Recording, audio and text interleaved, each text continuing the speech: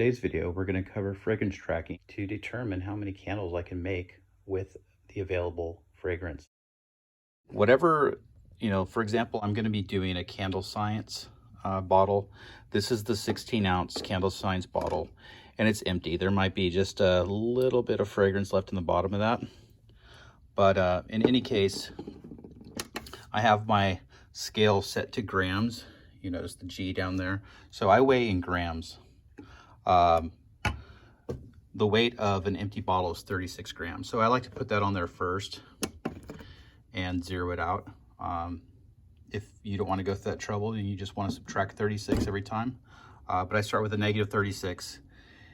And then I weigh my bottle. And so I'm weighing purely the volume of fragrance oil in there. And I've got 288 grams. I've already marked that on this particular bottle. So every time I pour, I leave my bottles behind. And then once I go to put them away, I weigh them and mark the new weight on each one. So this metal utility locker is where I store my fragrance oils. Here's the bottle that I just weighed. On the inside door of my locker, I have this QR code, which I generated through a website that I'll be sharing during my workshop. And it's pretty easy. You just make a link to your report and you can print this out. So here I'm scanning the QR code using the camera feature on my smartphone. From there, it'll take me to my link where I can select my fragrance. And in this case, we're looking for the Caribbean Teakwood that I showed you earlier in the video. I'm going to enter the volume in grams, which was 288, and hit submit. And I can do this over and over for as many fragrances as I have or need. So I'm back at my computer now, and what you're seeing on my screen here is the form that I created through my Google account. And again, Google accounts are free. You can set one up separately just for your candle business. In this case, I'm using my personal one when I created this form. The questions you can set up are endless. In this case, I'm simply looking for my fragrances, and you can add as many as you'd like or have.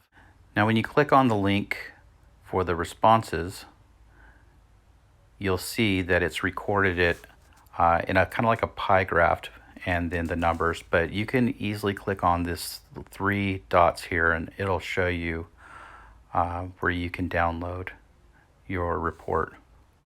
So in the bottom left hand corner on Google Chrome, you'll find where the download is, and you can open that up and save it. You can drag it into your Excel. I use Numbers. And Safari, you're going to find it in the upper right hand corner for your downloads, basically right next to that button. Once you've opened your report, it's going to look like this. You'll see the timestamp, the list of fragrances that you entered, and the associated grams of volume for each fragrance. This list here happens to be some of my holiday fragrances that I did not include on my last report. So what I like to do now is to go ahead and click on that report and drop those into there so you can see how this report works. I'm simply going to copy and then paste them. Did you notice as soon as I pasted those in, it populated? That's because of the different formulas that I've put in between the report tab and the data tab. And just like that, I can see with 463 grams that I can make 27 candles or 39 melts. So don't forget, click on the link and let me show you how to do that with your own inventory. Thanks for watching.